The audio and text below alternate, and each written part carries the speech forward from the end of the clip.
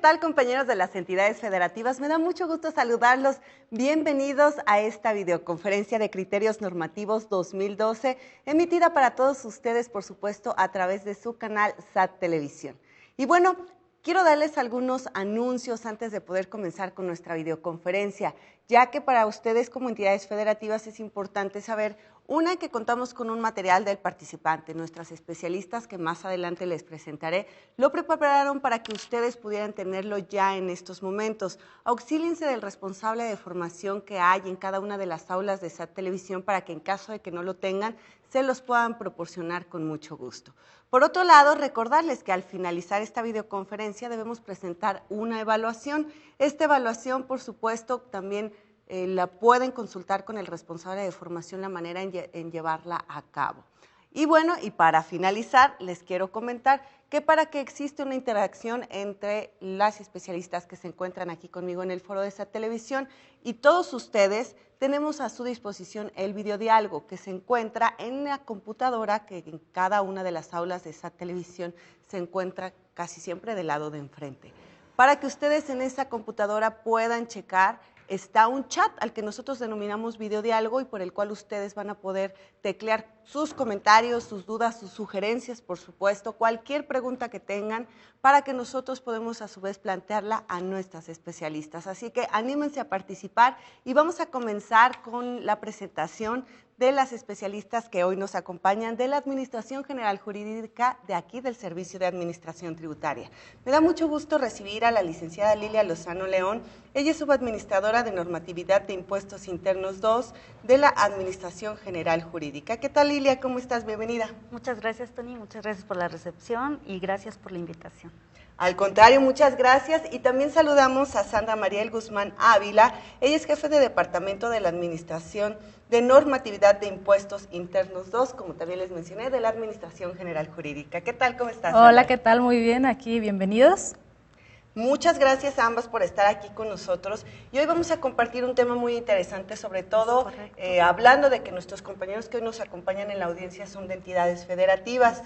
Cuéntanos, Lilia, en este caso, ¿cuál es la importancia de que nuestros compañeros conozcan acerca de este tema? ¿De qué les va a servir? Pues mira, es muy importante el tema de criterios normativos para las entidades federativas, en este caso las autoridades fiscales locales, porque conocerán el criterio a seguir de diferentes disposiciones jurídicas en materia fiscal y conocerán un poquito a través del proceso de cómo llegamos a ese criterio normativo. Yo les quiero comentar antes que nada, si ya me lo permites, Tony. Por supuesto. Les voy a platicar de cómo se va a llevar a cabo esta videoconferencia y de una manera que se lleve amena, ¿no?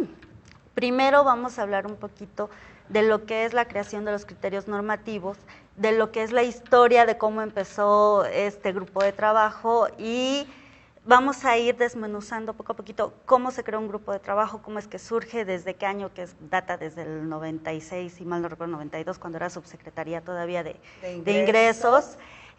También Sandy nos va a ayudar, nos va a apoyar un poco acerca de este proceso. Esa es como que la primera etapa. Ya la segunda etapa hablaremos y entraremos de lleno a lo que son los criterios que se dieron a conocer en 2012, ¿no? Perfecto. Y cuál es el objetivo de cada uno de estos criterios y cuál es la conclusión a la que llegamos. Y para finalizar, vamos a hablar ya de nuestro producto físico, que es el boletín de criterios normativos, la estructura y el contenido.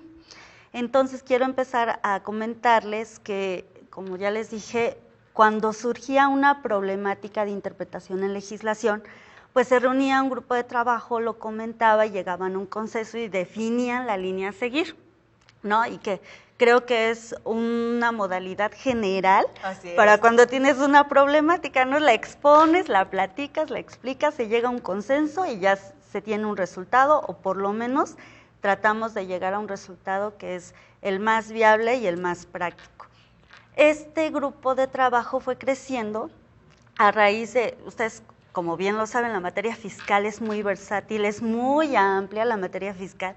Y sí, efectivamente, pues tenemos problemáticas que a veces inciden no nada más en una sola área, no nada más en jurídica, inciden en todas las áreas del Servicio de Administración Tributaria y pues que a veces una misma figura tienen que ver pues de 3 a 4 hasta todas las unidades administrativas del SAT. ¿Qué hacemos entonces? Se crea un grupo de trabajo para platicar este tipo de problemáticas y se llega a un consenso. Pero este grupo de trabajo pues no estaba formalmente creado, ¿no? Era nada más un grupo de trabajo. Es hasta el 2001 que el Servicio de Administración Tributaria decide reunirse de una manera periódica. En ese entonces era mensual, cada 15 días, si mal no recuerdo, deciden reunirse cada 15 días. Este grupo de trabajo agarra tal fuerza que de repente llegaban todas las problemáticas, incluso hasta llegaron a existir algunas situaciones de operatividad, se comentaban y se resolvían. Pero ya es hasta el 2009 que nos dimos a la tarea de regularizar, de transparentar de alguna manera también la operatividad del comité y sistematizar, ¿no? En el 2001 se crean las reglas de operación del Comité del Servicio de Administración Tributaria y en un proyectito decidimos regular paso a paso de cómo se presentan las propuestas, de cómo se analizan, y es ya en 2009 con un documento que se crean las reglas de operación del Comité de Normatividad. Entonces, anteriormente, en 2001 empezábamos cada 15 días a reunirnos.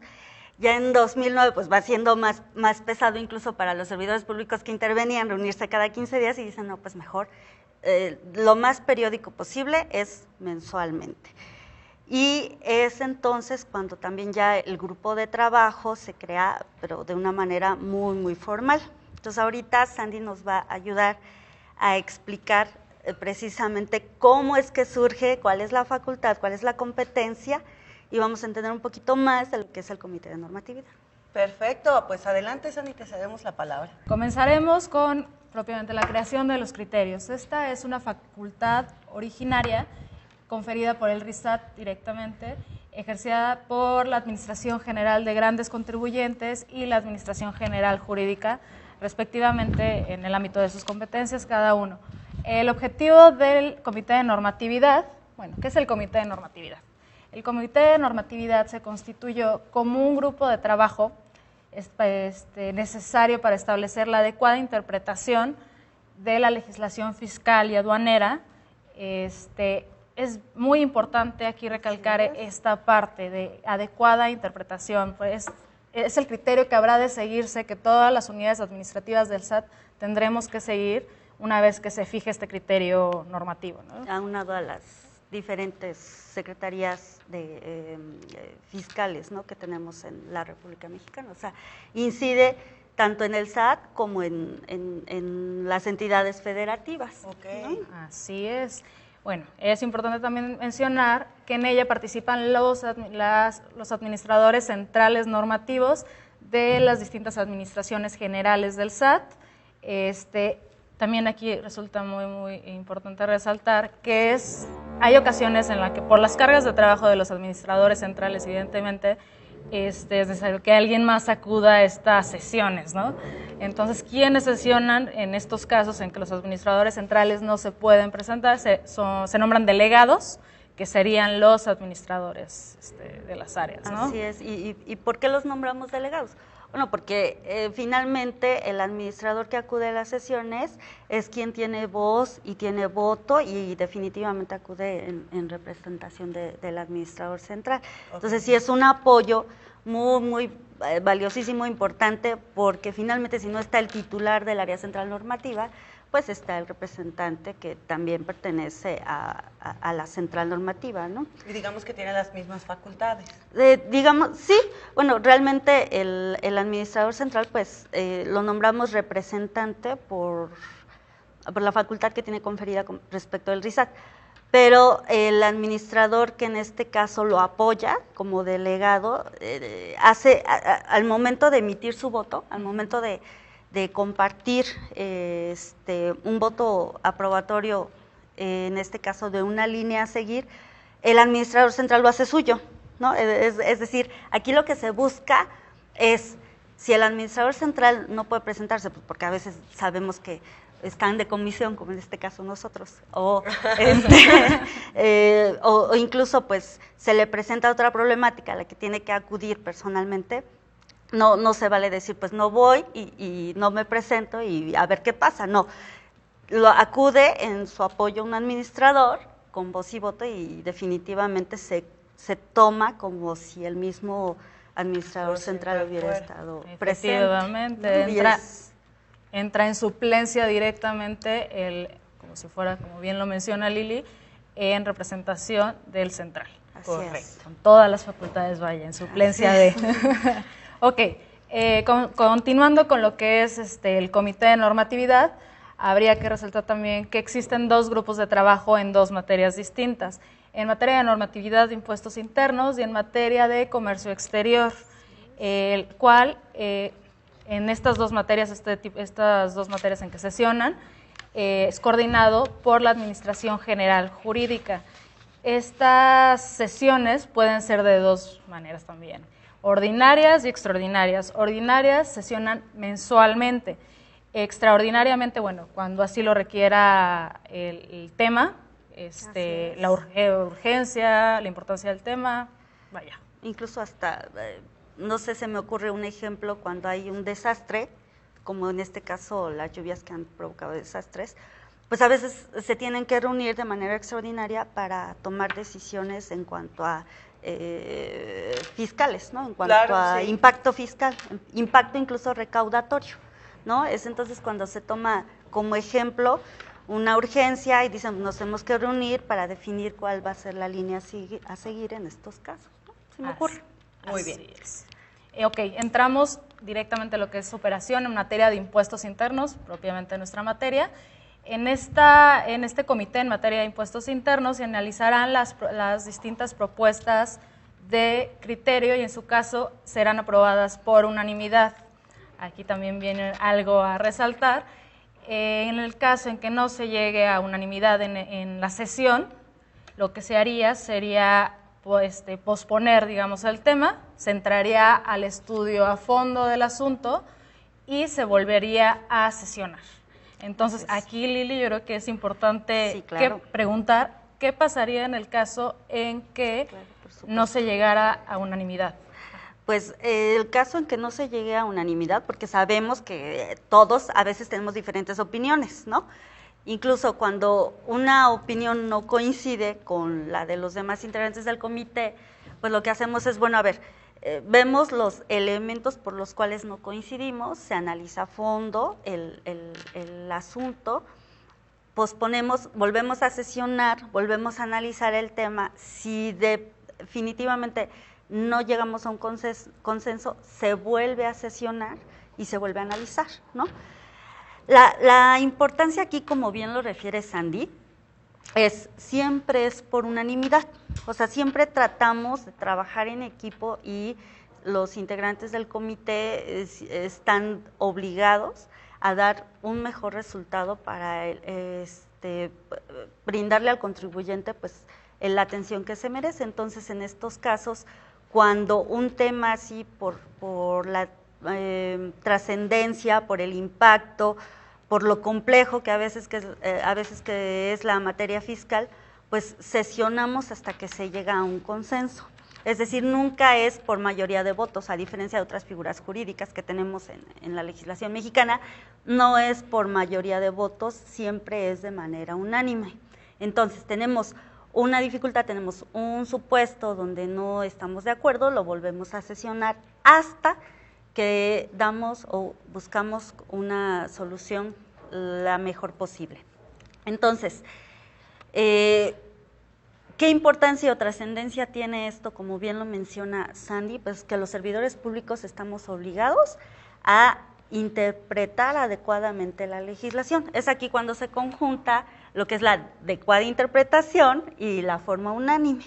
Todos los servidores públicos integrantes del Comité de Normatividad, hasta que se llega a un consenso en base a la norma, también nunca es en contra de la norma, en contra de la ley, siempre es conforme a la legislación, pues buscamos el mejor resultado y la mejor línea a seguir. Correcto. Eso es lo que pasa con la trascendencia de la unanimidad del Comité de Normatividad. Exacto. Esto es muy importante. Así Este punto es muy importante resaltarlo y creo que con la explicación que directamente nos dio Lili, bueno, más que suficiente. Bien, ¿qué materia ve este comité de impuestos internos? Bueno, vemos anteproyectos de criterios normativos, el anteproyecto de resolución miscelánea fiscal, el anteproyecto de modificaciones de disposiciones jurídicas y bien, asuntos generales. Si me permite, Sandy, me gustaría también un poco detallar la competencia del comité. Si bien es cierto, es un grupo de trabajo que se reúne para analizar diferentes supuestos, también lo es que los temas que ve el comité son trascendentales porque, en primer lugar, criterios normativos a seguir. ¿Qué es un criterio normativo? Bueno, pues es la línea a seguir cuando se interpreta o se da una adecuada interpretación a una disposición, entonces se define como criterio normativo, y a partir de cuando se define ya el criterio normativo a seguir, es cuando todas las unidades del SAT, incluyendo las Secretarías de Finanzas de los estados, como es el caso de las entidades federativas, lo deben de aplicar, ¿no? Es así como se debe de aplicar. Y tanto disposiciones o proyectos de reforma también es muy importante, Tony y Sandy, porque pues realmente es cuando se conjugan todas las áreas y emiten su opinión, ¿no? No es una resolución aislada, no es una decisión aislada, intervienen todas las unidades administrativas del SAT, se me ocurre como es el caso de recaudación, como es el caso, incluso a veces en ocasiones pues invitamos a personal, a servidores públicos de la Subsecretaría de Ingresos por el impacto recaudatorio, ¿no? Entonces, sí, hoy en día se está trabajando muy de la mano, conjuntamente, para una adecuada interpretación de la legislación. Ahora, en criterios normativos dentro de la competencia del comité, pues se ven cuestiones como secreto fiscal, derechos, contribuciones, infinidad ya de temas. También la resolución miscelánea fiscal, pues sabemos que la resolución conlleva o lleva todos los supuestos o todas las facilidades, es el término correcto, las facilidades administrativas a seguir y que los contribuyentes tienen por derecho, ¿no?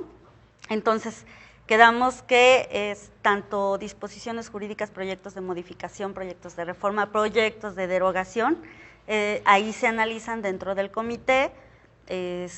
También que mencionaba Sandy, además hay algunos asuntos generales. Cuando mencionamos asuntos generales pareciera que es una figura donde todo lo demás se puede colar, no, pero asuntos generales pues son asuntos que inciden en la competencia de las otras áreas administrativas del SAT, pero que también conllevan un supuesto jurídico, un supuesto normativo, y que también se analiza dentro del comité. Claro, claro, efectivamente. Bueno, entre los resultados del Comité de Normatividad del SAT en el ejercicio 2012 resaltan dos puntos fundamentales. El resultado son 10 sesiones ordinarias, 4 extraordinarias y una edición de Boletín 2012. En cuanto a la obligatoriedad, es importante resaltar que al ser la naturaleza de los criterios normativos, obviamente es de carácter obligatorio para todas las unidades administrativas del SAT. Entonces, es bien importante recalcar esa parte. Por supuesto, de hecho, el artículo 35 del Código Fiscal de la Federación señala la obligatoriedad de los servidores públicos de aplicar el criterio que las autoridades fiscales determinen, ¿no?, para seguir. O sea, es obligatorio finalmente para las autoridades fiscales y los servidores públicos que estamos trabajando para una autoridad fiscal. Así es. Entonces, vamos a otro punto, si te parece, Tony, claro, en cuanto a la difusión de estos criterios normativos. 2 vías por las cuales se pueden difundir estos criterios normativos, más bien se difunden, es por la página de internet del SAT en www.sat.gov.mx, esto aplica para todas las entidades federativas, y el Sistema Único de Normatividad. Así es, el SUN. El SUN, mejor conocido para nosotros como el SUN, el cual podríamos definirlo como una herramienta informática de consulta ágil y sencilla, en el que pues, se opera utilizando la red informática interna del SAT y cuenta con un sistema de búsqueda temático y por palabra. Y también, no sé si ustedes estarán de acuerdo conmigo, yo sé que sí, estamos ya en la era de un gobierno electrónico, donde a veces los sistemas informáticos, electrónicos, nos rebasan. Entonces, hoy en día, todo lo que es el Servicio de Administración Tributaria, si mal no recuerdo, tenemos el reconocimiento de que el SAT es de las dependencias que absolutamente ya casi todos sus trámites son mediante página de internet.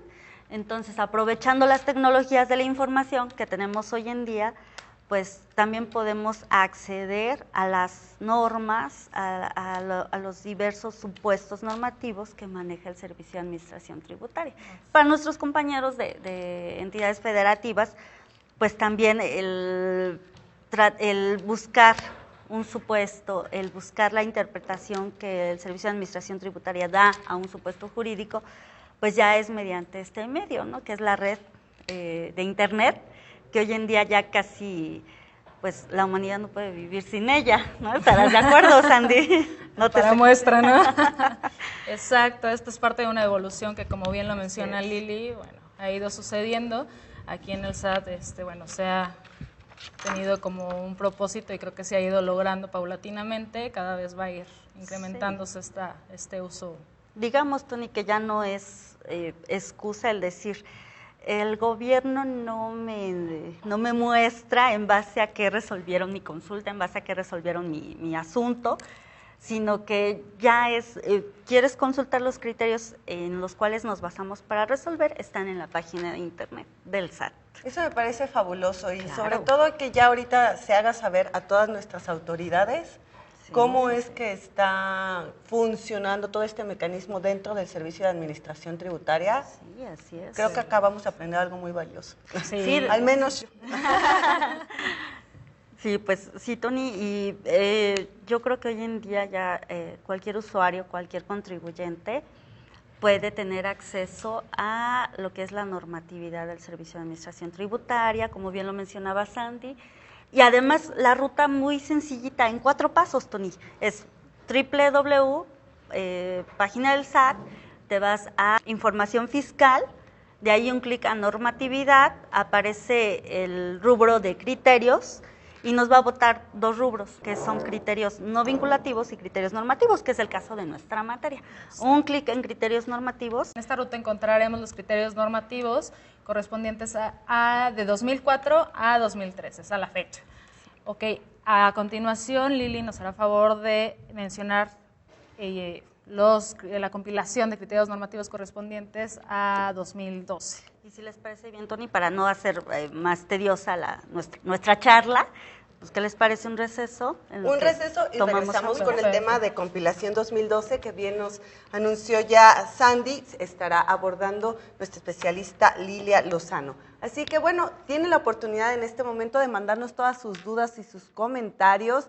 Los invito a que se acerquen a través del videodiálogo a nuestras especialistas. Háganos llegar que nosotros con gusto y a través de la misma vía podremos responder a sus inquietudes. Vamos entonces a este breve receso y volvemos con ustedes.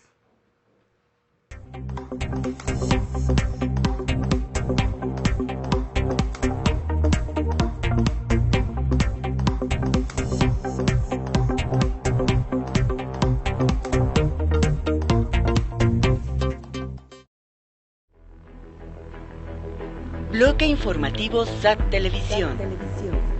Transmitiendo a todo el país la información más relevante de nuestra institución. Tips, eventos, noticias, reseñas de lo más importante. Observa y escucha el acontecer diario de la comunidad SAT.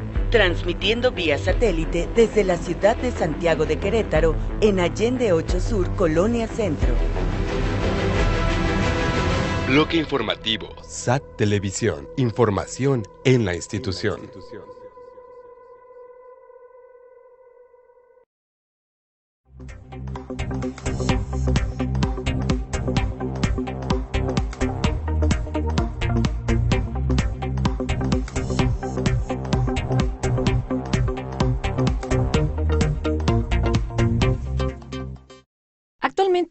El cáncer de piel es el más frecuente en el mundo, con alrededor de 2 millones de casos anuales. En México ocupa el tercer lugar general en tipos de cáncer, ¿eh? Cabe mencionar que es la primera razón de consulta en hombres y la tercera en mujeres en el Instituto Nacional de Cancerología.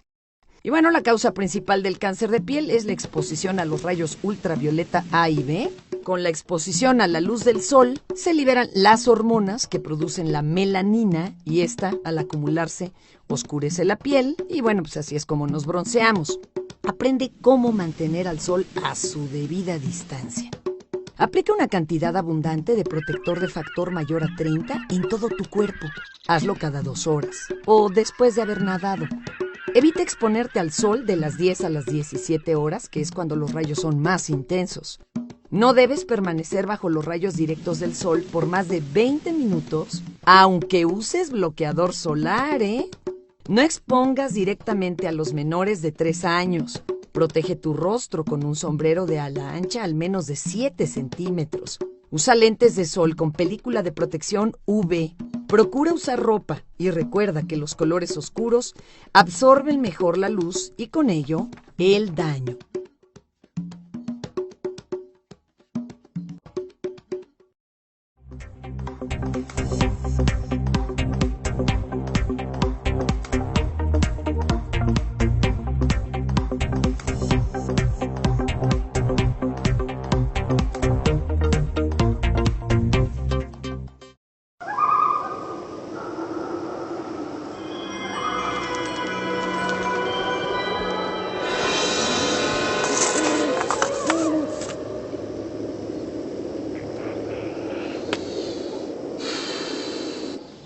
Tenemos derecho a nuestra pensión.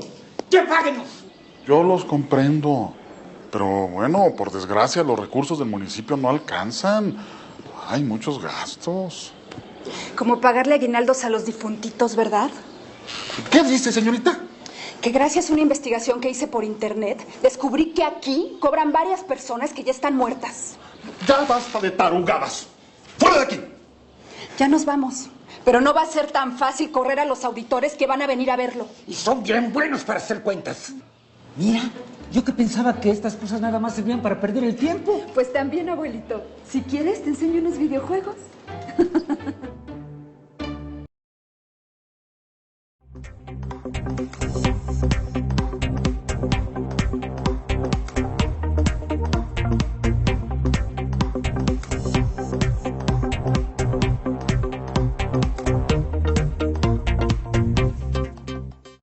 Bien, compañeros, ya estamos de regreso con ustedes. Agradecemos a todas las locales que están participando y, por supuesto, los invitamos a que continúen enviándonos cualquier inquietud que tengan con respecto a los diferentes temas que vamos a estar tocando.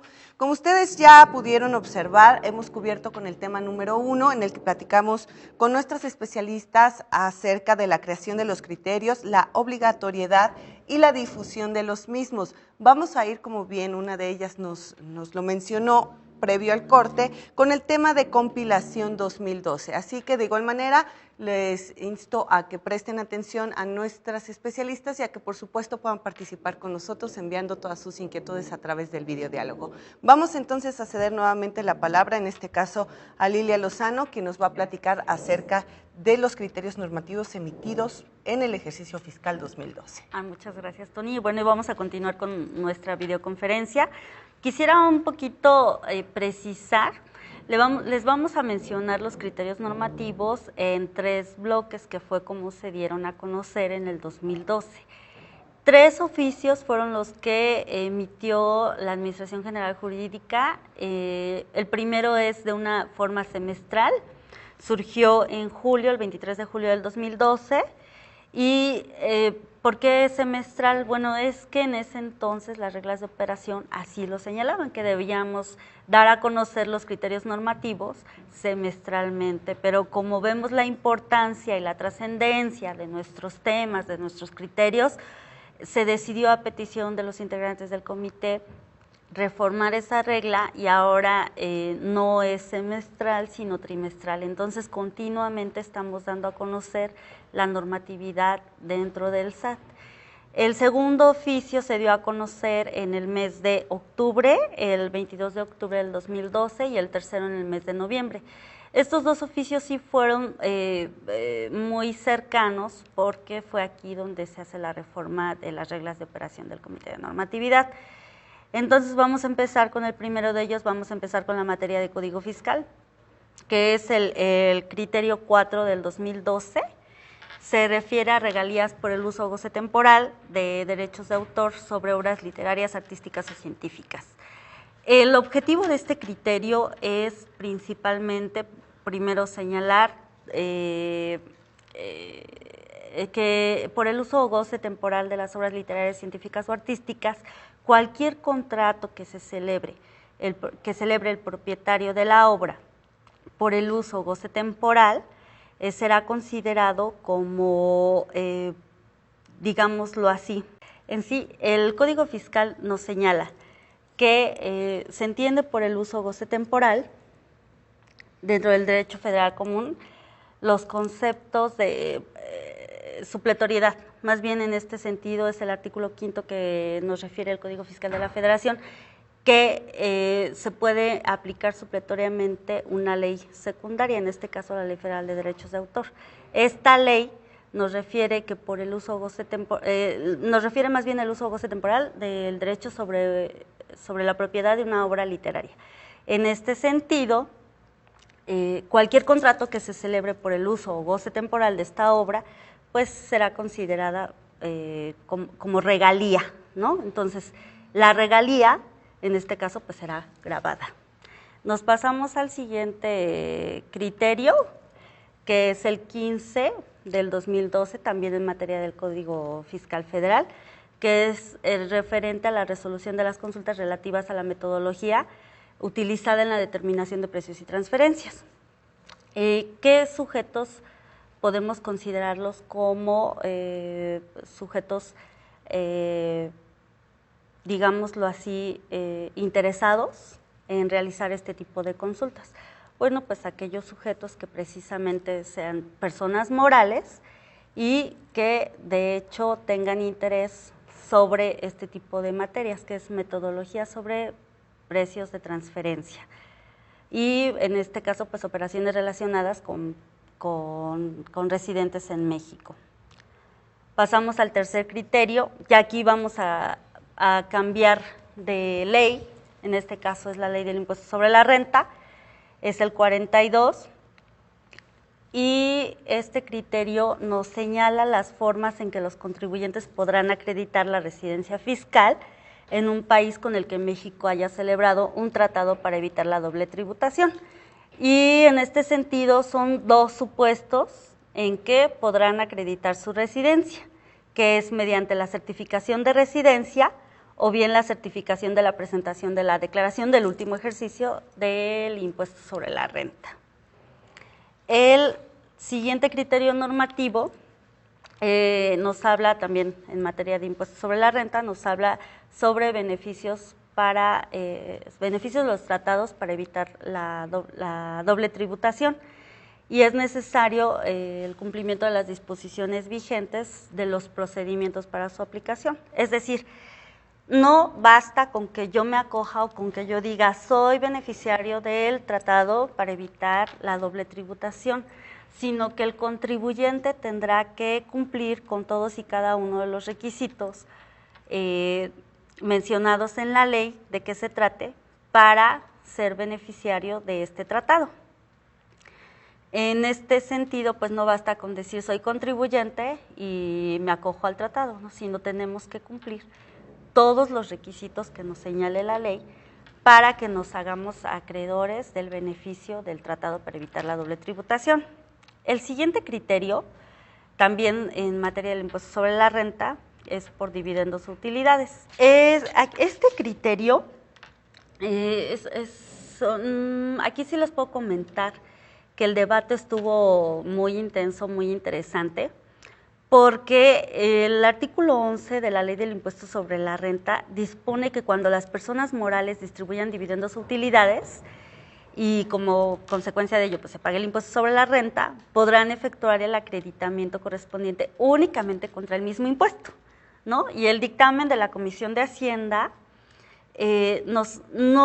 más bien en el dictamen, el legislador confundió el término de el impuesto causado contra el impuesto pagado.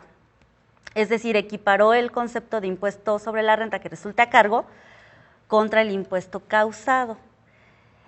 Luego entonces, la línea a seguir es que el impuesto sobre la renta que resulte a cargo, contra el cual las personas morales pueden acreditar el impuesto pagado por la distribución de dividendos o utilidades, es aquel que resulta de aplicar la mecánica prevista en el artículo 10 de la Ley del Impuesto sobre la Renta, ¿no? Entonces, para de una forma aclarar lo que el legislador quiso decir en el dictamen es precisamente eso. Que la mecánica es la contenida en el artículo 10. El siguiente criterio, también me gustó mucho presenciar el debate de este criterio porque se refiere a las dádivas que en ocasiones los contribuyentes otorgan a servidores públicos. No estoy diciendo que sea una práctica común, porque no lo quiero decir, sino todo lo contrario. Una dádiva, ¿qué entendemos por una dádiva? Pues cualquier pago o retribución que un contribuyente otorga a un servidor público para que omita o haga un trámite y que pues nosotros definitivamente nadie está obligado a dar una dádiva para que te hagan un trámite, ¿no? Para que te faciliten un trámite, sino todo lo contrario, estamos en un país con ley. Entonces, a mí me gustó mucho este debate, y ustedes estarán de acuerdo conmigo, porque no podemos decir, oye, pagué 100 pesos para que me efectuaran este trámite y pues lo quiero deducir, ¿no? No, definitivamente no. Y a mí me gustó mucho porque veíamos algunas figuras, como es materia penal, lo que es el cohecho y cohecho de servidores públicos, donde sí, aunque no lo crean, sí nos hemos encontrado con supuestos donde dicen, es que pagué para que me efectuaran un trámite y además, pues lo quiero deducir, ¿no? Entonces, no, ¿por qué? ¿Por qué no se pueden deducir las dádivas a servidores públicos? Pues porque va en contra de lo dispuesto por la misma ley, ¿no? Va en contra del orden público en sí mismo, pues el pagar una dádiva. Luego entonces, pues ya a manera de criterio, se estableció que no los pagos o dádivas a servidores públicos que se ubiquen en el supuesto de cohecho y cohecho de servidores públicos, pues definitivamente no van en contra también de lo que son los requisitos de las deducciones, que son una de las características es que sea estrictamente indispensable, y pues no creo que sea estrictamente indispensable pagar a un servidor público para que te haga un trámite. Estarán de acuerdo conmigo. Estamos de acuerdo. Vamos al... Perdón, si me permites nada más claro. a concluir esa parte, justo lo que mencionaba Lili, otra vez recalcar eso, por el hecho de que son contrarios al orden público, no es susceptible de ser una deducción autorizada. Así es. Bueno, continuamos con el siguiente criterio, es en materia de capitalización delgada, lo que en un principio comentaba Sandy. Hay criterios, bueno, la facultad conferida de la adecuada interpretación de la legislación fiscal y aduanera es para dos unidades administrativas del SAT, que es grandes contribuyentes y la Administración General Jurídica. En este ejercicio fiscal podemos decir que se emitieron varios criterios que inciden en la competencia directa de grandes contribuyentes y a continuación vamos a mencionar pues los que se dieron a conocer y que inciden directamente en la competencia de esta administración y que pareciera que pues a los demás no nos interesa por ser grandes contribuyentes, pero no, sí, todo lo contrario.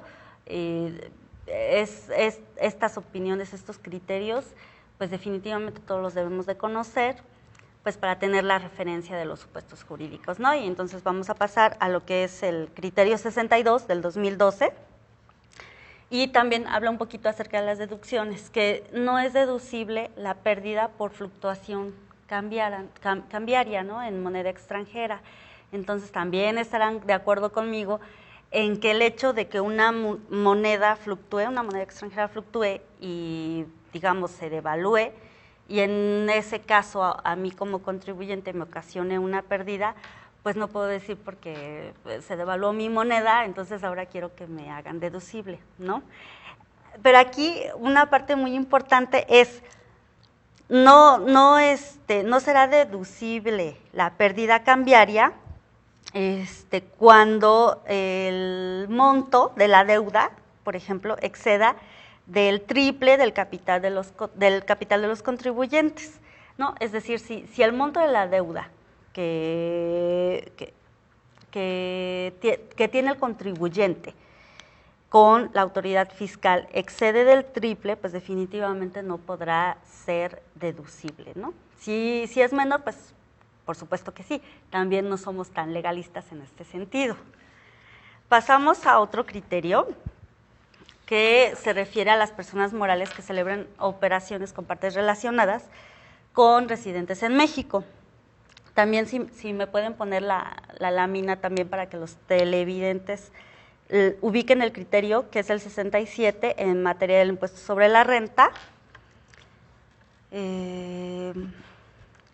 Aquí me gustaría especificar la documentación e información comprobatoria que deben conservar. Es muy, muy importante porque también con eso a veces comprobamos nuestras propias declaraciones. Entonces, lo que sí debemos de conservar, bueno, en este caso las personas morales, es primero el monto de sus ingresos acumulables y sus deducciones autorizadas. Las deducciones que efectuaron y considerando las operaciones, los precios, los montos, las contraprestaciones que hubieran utilizado y las operaciones comparables. Además de esta información, debemos de conservar o debemos de acreditar que aplicaron los métodos establecidos en el artículo 216 de la Ley del Impuesto sobre la Renta, ¿no? Para las personas morales que celebran operaciones con partes relacionadas residentes en México, es necesario que conserven esta documentación. Otro de los criterios, y que ya estamos hablando sobre este aspecto, pues es el concepto de partes relacionadas, ¿no? Que es lo que la ley considera como partes relacionadas, pues nos los dice la propia Ley del Impuesto sobre la Renta, es cuando una persona moral, cuando una parte incide de manera directa o indirecta en la administración o en el capital de otra persona, pues ya se considera que forma parte de un grupo de partes relacionadas, ¿no? Pasamos al siguiente criterio, y que también, como lo hemos venido mencionando, que es el criterio, a ver si me lo pueden poner en pantalla, es el criterio 69. Ok, muchas gracias. ¿Qué es lo que deben de cumplir las personas morales que celebren operaciones con partes relacionadas residentes en México? 1, la fracción primera de este criterio es determinar sus ingresos acumulables y sus deducciones autorizadas. Y como ya lo habíamos mencionado antes, es considerando los precios y montos de contraprestaciones que hubieran utilizado entre esas partes. Y como siguiente supuesto, el referir o el comprobar que aplicaron los métodos establecidos en el artículo 216 de la Ley del Impuesto sobre la Renta. Otro de los criterios también a mencionar con operaciones con partes relacionadas, pues es el criterio 70. Este ya es un poco más facilito, y es que las personas que celebren operaciones con partes relacionadas podrán aplicar las guías sobre precios de transferencia para las empresas multinacionales y las administraciones fiscales aprobadas por el Consejo de la Organización para la Cooperación y Desarrollo Económicos que se dieron a conocer en 1995. Bueno, la aplicación de estas guías la consideramos viable siempre y cuando no contravengan lo dispuesto en la propia ley, ¿no? Entonces, las personas que celebran operaciones con partes relacionadas podrán aplicar las guías que les menciono, que se dieron a conocer en 1995, pero siempre y cuando no contravengan lo dispuesto en la propia ley, ¿no? Porque si no ya no sería congruente y viable. El siguiente criterio también a mí me pareció muy interesante porque no nada más vemos criterios normativos, sino hoy en día también vemos cuestiones como lo son autorizaciones. Y en el debate de este criterio, pues también se vieron diversos puntos de vista, ¿no? Y que sobre todo, a veces, las entidades federativas, no sé si lo vean continuamente o seguido, pero es en relación a instituciones de asistencia o beneficencia privados. Este criterio, que es el 72-2012 del impuesto sobre la renta, habla sobre instituciones de asistencia o beneficencia, son personas morales con fines no lucrativos. Y aquí me voy a detener un poquito, porque ¿qué es lo que debemos de entender? Primero, el trámite de autorización, que también lo tiene directamente implementado como facultad dentro del reglamento interior del SAT, la Administración General Jurídica, específicamente la Administración Central de Normatividad de Impuestos Internos. Entonces, para hablar un poquito de los requisitos para obtener esa autorización, pues me voy a apoyar en Sandy, también conoce muy bien esta materia. Y a ver, Sandy, ¿qué nos puedes decir acerca de los requisitos para ser beneficiado como persona moral autorizado? Perfecto. Para donataria? Muy bien, para ser donataria autorizada es una de las autorizaciones de las que manejamos bastante en el área, en específico la Administración de Normatividad de Impuestos Internos 2. Los requisitos, dentro de los requisitos para ser donataria autorizada en materia asistencial es cumplir con beneficiarios y cumplir con actividades. ¿Qué son los beneficiarios? ¿Cuáles son los beneficiarios? Los beneficiarios son personas, sectores, regiones de escasos recursos, grupos vulnerables por edad, sexo o alguna discapacidad, comunidades indígenas también se consideran como beneficiarios. Cualquiera de estas, no necesita ser absolutamente todas, con cualquiera de estas que encuadren y que se dediquen a realizar alguna de las siguientes actividades, como cuáles, como rehabilitación médica, orientación social, servicios funerarios, se me ocurre también que por esos servicios. Exactamente, apoyo en alimentación, vestido, vivienda. Derechos humanos, que hoy en día también nos solicitan bastantes autorizaciones solo por la materia de derechos humanos, que también esa materia se ha ido diversificando. Exactamente. Entonces, estas son de las actividades asistenciales y para poder catalogarse y obtener la autorización para deducir impuestos del impuesto sobre la renta en materia asistencial, contar con beneficiarios y actividades. Luego entonces, nosotros, cuando nos solicita una persona moral autorización en materia asistencial, tenemos que verificar que se cumplan con esos dos requisitos, que absolutamente todos sus beneficiarios sean personas o sectores de escasos recursos y que además se dediquen exclusivamente a esas actividades, ¿no? Así, algunas organizaciones se constituyen de manera asistencial, pero partiendo de la ley estatal, o en este caso la ley local asistencial. La ley local, ¿qué nos dice? Que serán asistenciales las personas o organizaciones que se dediquen a este tipo de actividades. Luego entonces el criterio nos señala que si estas organizaciones se constituyeron en base a su ley local, es decir, ya tienen el carácter de una organización que efectúa actividades asistenciales, pues ya no tendrían que reunir los requisitos del artículo 95 de la Ley del Impuesto sobre la Renta. ¿Por qué? Porque ya previamente ya cumplieron con los mismos, ¿no? Entonces no les exigimos que los cumplan además de haberse constituido por su ley local asistencial, sino que ya los cumplen. Aparte de, una vez que solicitan la autorización, no nada más es en base a esos dos requisitos, beneficiarios y actividades, sino que también deben de cumplir con otra serie de requisitos complementarios que también señala la propia Ley del Impuesto sobre la Renta, como es el artículo 97, fracciones tercera, cuarta y primer párrafo. ¿cierto, es. Sandy? Correcto. Elementales para obtener esta autorización para recibir donativos deducibles del impuesto sobre la renta. Es como el ABC, ¿no? Cumplir con todo esto, se dediquen exclusivamente al cumplimiento del objeto social en esta materia y conforme a este criterio, en materia asistencial, 97 fracción primera, fracción tercera, cuarta, y en el caso de asistencial, 95 fracción sexta. Primera. Y bueno, ahora pasamos al criterio número 82 del 2012, también del impuesto sobre la renta, que es devolución de saldos a favor. No es requisito indispensable que el trabajador presente al patrón el aviso de que va a presentar su declaración anual. Anteriormente sí se hacía para que el trabajador solicitara la devolución de impuestos, hoy en día no. Este criterio también partió de una resolución que emitió la Corte.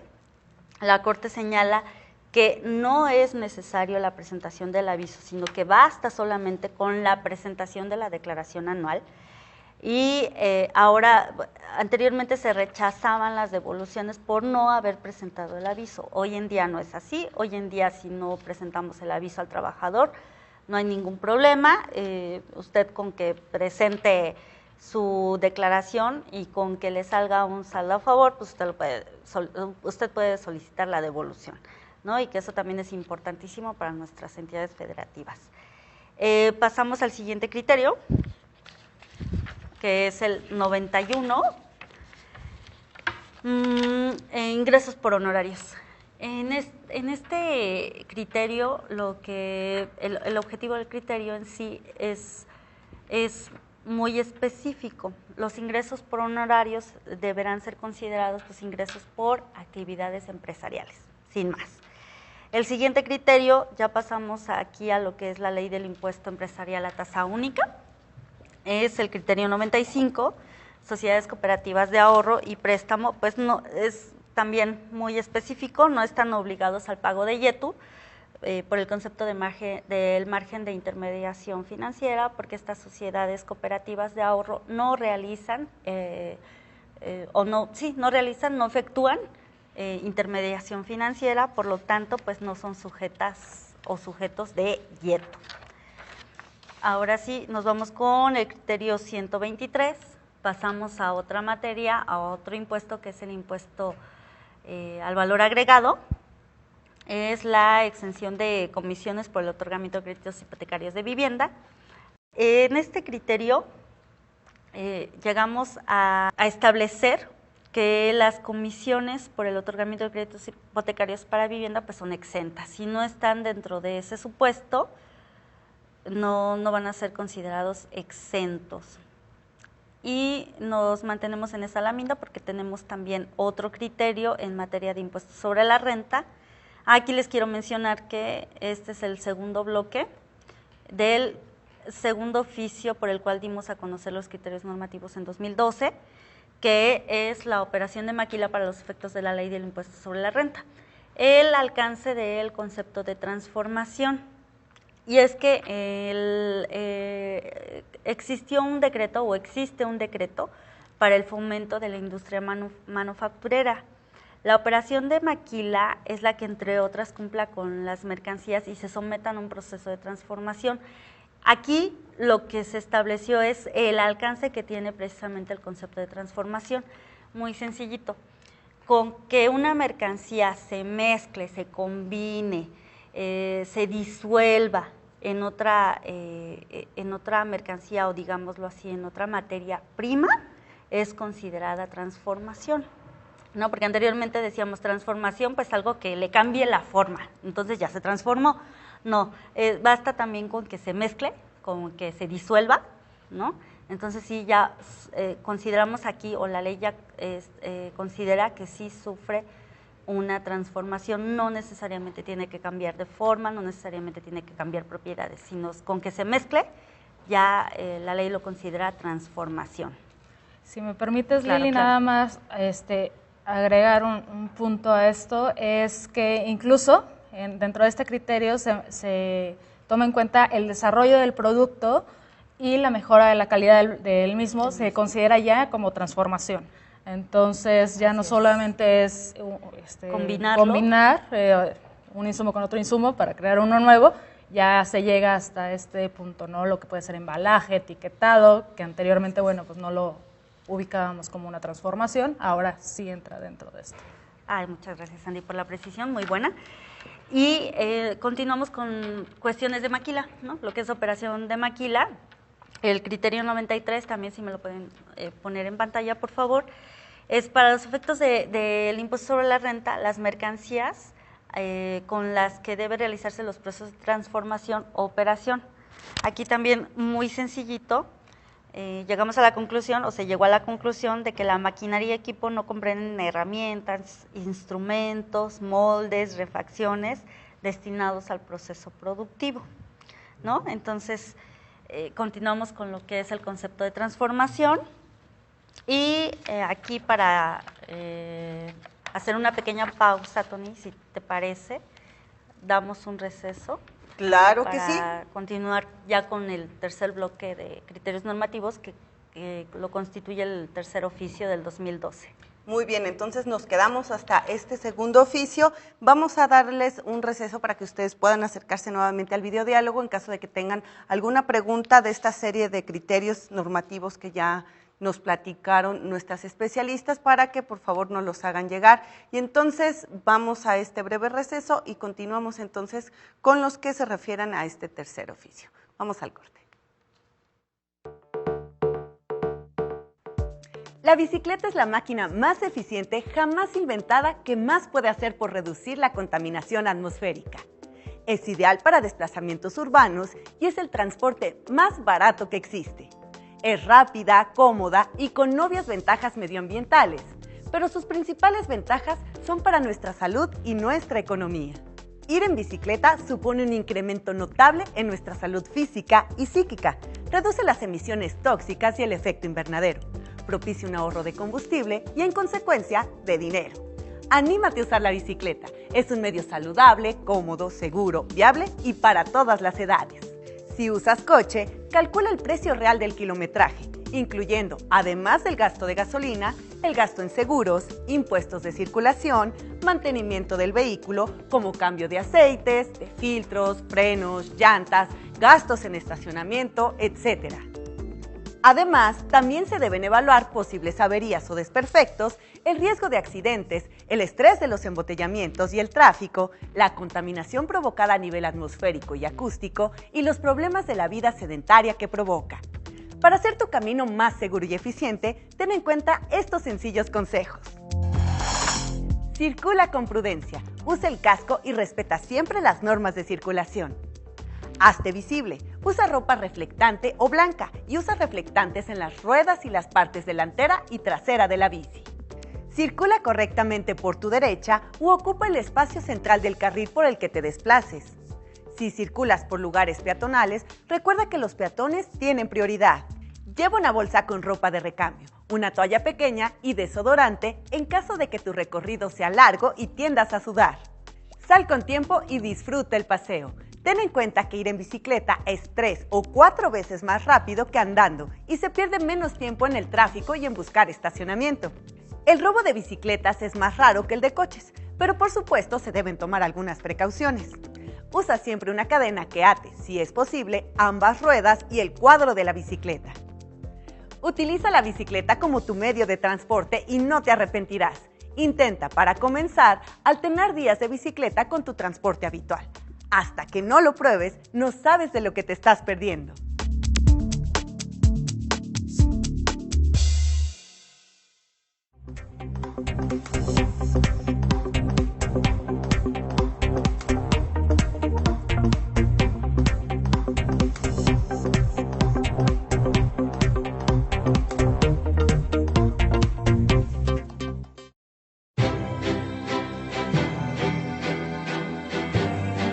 ¿Qué nos mueve?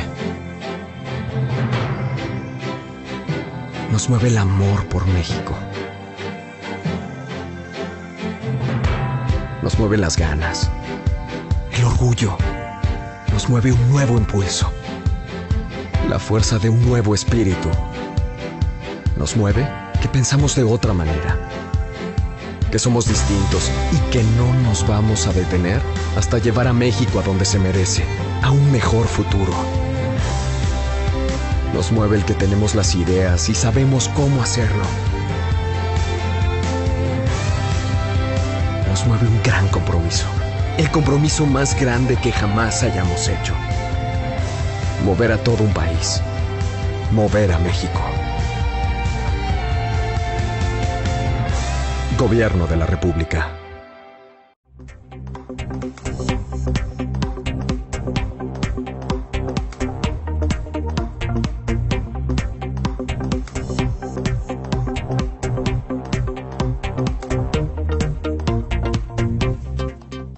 Bien, compañeros, muchas gracias a quienes están participando nuevamente y les recuerdo, pueden checar la respuesta de nuestras especialistas a todas sus dudas en el botón del historial del chat. Localícenlo debajo de la pantalla donde ustedes escriben sus preguntas y ahí ustedes van a poder ver cuáles son las respuestas que ya han brindado cada una de nuestras especialistas a sus dudas. Y bueno, vamos a continuar, todavía tenemos algunos criterios pendientes, criterios que fueron ya mencionados en este tercer oficio que nos mencionaron nuestras especialistas y precisamente vamos a ceder nuevamente la palabra a ellas para que nos puedan seguir platicando acerca de los mismos. Por favor, chicas. Bueno, pues vamos a continuar con la tercera parte, el tercer bloque de criterios normativos que se dieron a conocer por el Comité de Normatividad del SAT en el 2012. Como les mencionaba anteriormente, el tercer oficio se dio a conocer en noviembre, muy cercano al de octubre, pero bueno, fue porque ahí se dio el cambio y la transición de las reglas de operación del comité. En este oficio se dio a conocer un criterio también muy interesante en materia de tratados internacionales, porque como ustedes saben, pues México celebra tratados internacionales con otras naciones. En este caso, la nación de Barbados, y que a mí también me pareció muy interesante el debate. ¿En qué consiste este tratado? Bueno, pues evitar la doble tributación por parte de los contribuyentes, tanto de Barbados como mexicanos, pero aquí el texto, se firman, algo que también fue novedoso para mí, se firman 2 ejemplares, uno en inglés y otro en español. La cuestión aquí, Tony, Sandy, quiero comentarles que a la hora de hacer la traducción se firman los 2 tratados, tanto en el texto en inglés como en el texto en español. Pero a la hora de hacer la traducción en inglés, pues omitimos un rengloncito, una frasecita. No es por falta o falla de la autoridad fiscal mexicana, sino que en la traducción pues se omite, porque a veces el texto en inglés es repetitivo y a la hora de hacer la traducción en español pues se omite. La cuestión es que al momento de hacer la adecuada interpretación en la que hemos hecho el énfasis Sandy y su servidora, es que ya en la adecuada interpretación dijimos, ups, ¿y qué pasa con esa parte que se omitió? No es que hayas estado incompleta en el texto de español, sino que simplemente se omite por la traducción. Entonces, lo que establecemos en este criterio es cuando haya duda, cuando haya alguna divergencia en el texto, el que va a prevalecer es el texto en inglés. Es el texto en inglés, digamos porque es la lengua universal, ¿no? Así es. ¿Cómo ves, Sandy? Perfecto, no, creo que está muy bien explicado. Nada más una puntualización para que ustedes verifiquen directamente la frase, Tony y Lili, que justo se omite. Es una frase que se omite en el texto en español, ya hecha la traducción. Verifiquen el criterio normativo 41/2012, ISR, exactamente, el impuesto sobre la renta, porque justamente, como bien decía Lili, es una omisión de esta frase en la traducción al español. Y justo concluyendo, en caso de divergencia, que evidentemente la hay, nos iremos al texto en inglés, que es el completo. Así es. Yo creo que para muchos, incluyéndonos, porque yo no sabía que se firmaban 2 ejemplares, uno en español y uno en inglés. Entonces, pero sí, a la hora de hacer las traducciones, y no por omisión, vuelvo a repetir, sino que simple y sencillamente la frase, sí, el sentido de la frase ¿no? En inglés a veces empiezan por el predicado y terminan con el sujeto, lo que es en español al revés, ¿no? Empezamos por el sujeto y luego el predicado. Pasamos al siguiente criterio normativo, que es el 57-2012, también en materia del impuesto sobre la renta, es intereses de vengados, supuesto en el que se acredita la deducibilidad. En materia de deducciones ya está más que trabajado, ¿no? Es unos intereses que han sido devengados, pero que no han estado pagados, que no han sido pagados por el contribuyente, pues serán deducibles siempre y cuando cumplan con todos y cada uno de los requisitos de deducibilidad que establece la ley del impuesto sobre la renta. Pasamos a otro criterio, que es el 138, exactamente es el que tienen en su pantalla. Este habla de la exención del impuesto al valor agregado en la enajenación de bienes puestos a bordo de aeronaves. También aquí interviene materia de convenios, lo que es el convenio sobre transportes aéreos celebrado entre México y los Estados Unidos de América. Este criterio nos habla un poquito del contenido de este convenio, que es en donde ambas naciones acuerdan recíprocamente exentar aquellas enajenaciones, todas aquellas enajenaciones que se hacen de una nación a líneas aéreas. Yo creo que es un poquito entendible porque pues finalmente es mercancía que está circulando, ¿no? Pero como son líneas aéreas, bueno, lo que se establece en este convenio es, si yo te enajeno un bien, pues exéntamelo, ¿no? Porque finalmente es mercancía que se está circulando.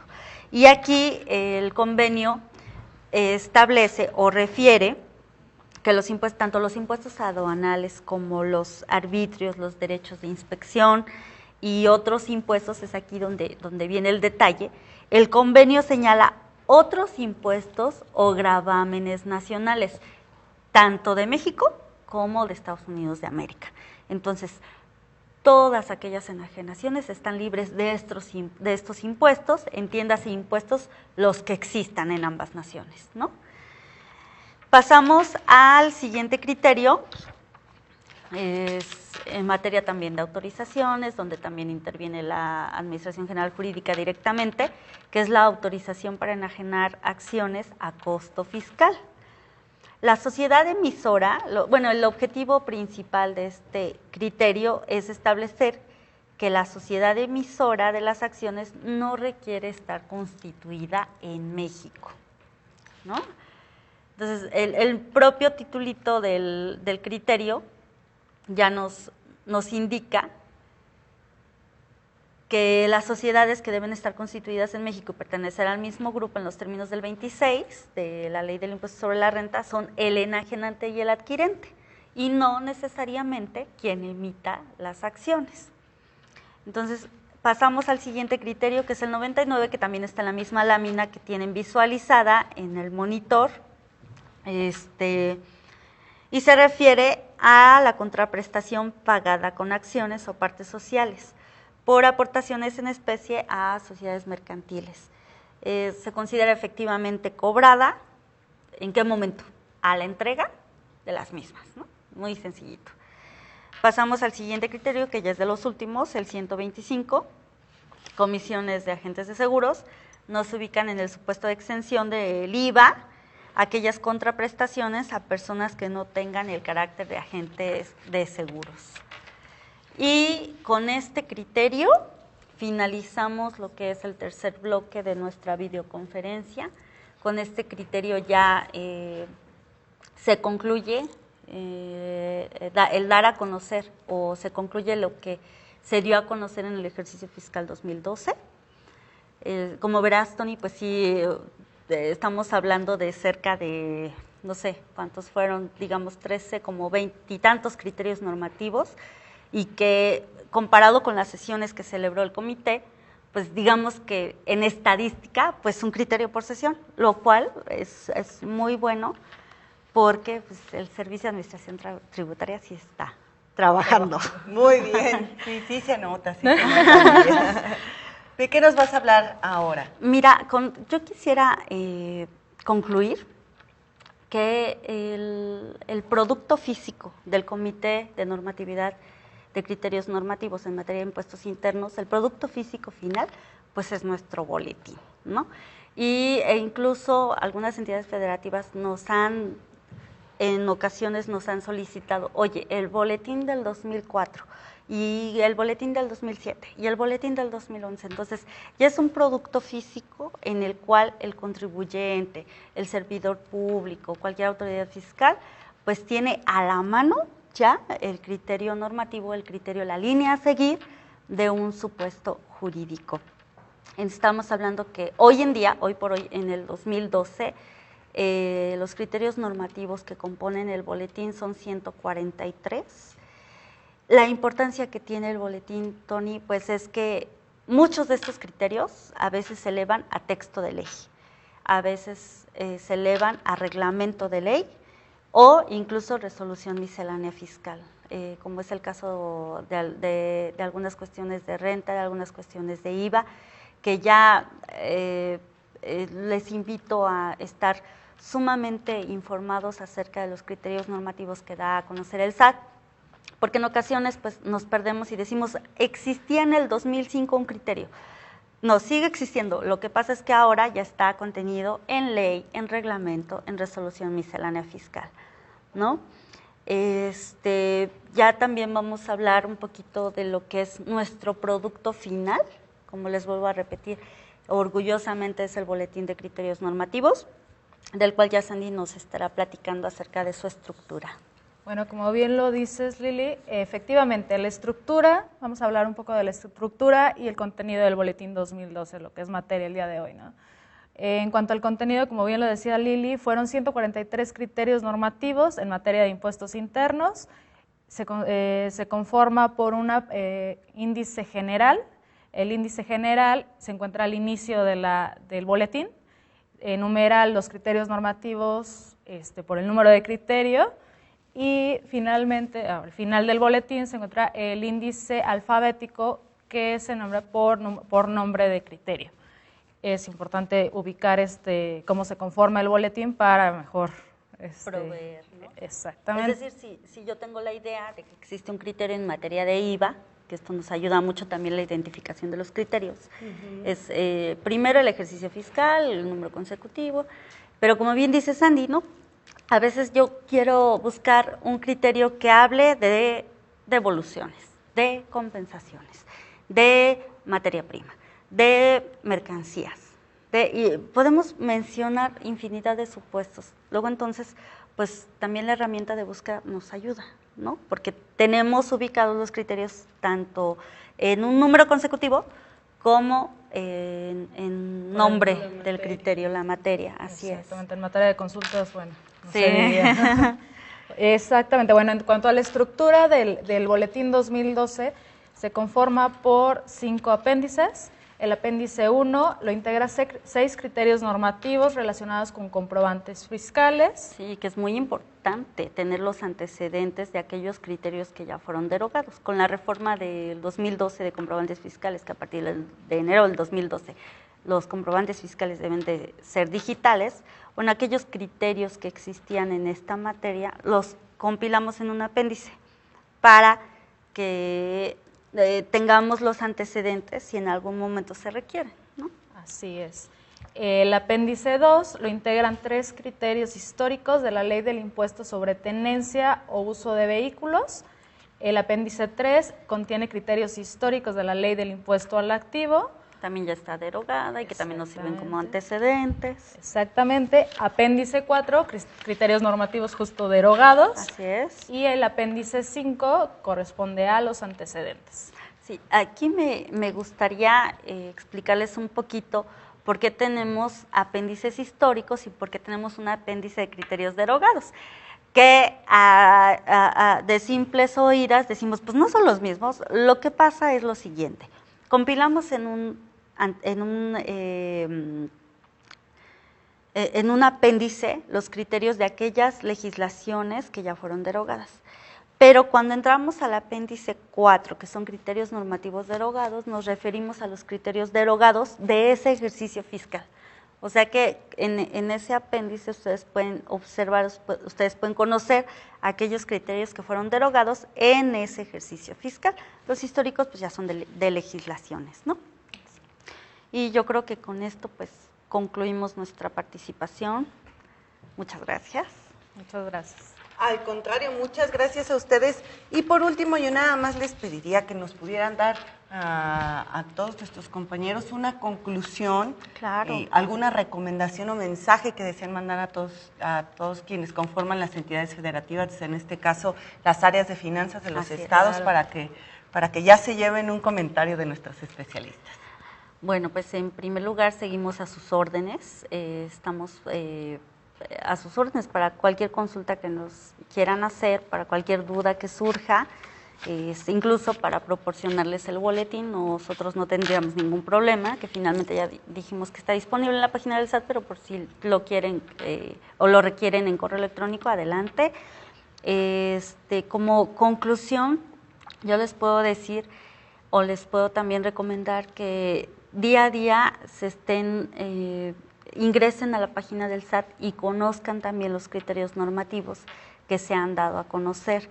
En ocasiones se adelantan en la página de internet en publicaciones recientes, pues por la relevancia o por el impacto que conlleva un criterio normativo. Luego entonces sí nos estamos dando a la tarea de mantener actualizada nuestra información, de que esté a disposición de todo el público, de que sea transparente. Y les puedo también sugerir que tanto servidores públicos del SAT como nuestros compañeros de entidades federativas, pues si tienen alguna duda, con mucho gusto estamos para servirles, ¿no? Así es. Muchas gracias. Adelante, Sandra. Lili, pues no, básicamente es recalcar esa parte que menciona Lili y bueno, a manera de conclusión, no perder de vista qué es el Comité de Normatividad, cuál es el resultado, que son los criterios normativos y los medios de difusión, página internet del SAT, el Zoom. Entonces, sí es muy, muy importante tener esto presente para poder aplicar adecuadamente los criterios normativos, que bueno, como mencionábamos anteriormente, son obligatorios para todas las unidades administrativas del SAT. Sí, para las autoridades fiscales, ¿no? Lo que son nuestros compañeros también de entidades federativas, consideradas también como autoridad fiscal. Entonces, sí tendríamos que aplicarlo. Así es, y bueno, pues no nos resta más que despedirnos, por supuesto, agradecer a nuestras especialistas Sandra Mariel Guzmán Ávila y Lilia Lozano León por haber estado aquí con nosotros, acompañándonos de la Administración General Jurídica. Gracias por todos estos conocimientos que compartieron con nuestros compañeros. Gracias por todos y muchas gracias por su atención. Y así es, compañeros, agradecerles su atención, es la manera en la que nos despedimos y recordándoles también tenemos una evaluación que debemos presentar al finalizar esta videoconferencia. Consulten con el responsable de formación, quien les podrá informar adecuadamente en la manera en la que podrán realizarla. Y bueno, también chequen en el videodiálogo las respuestas de nuestros especialistas a todas sus dudas y comentarios. Muchas gracias nuevamente y hasta la próxima.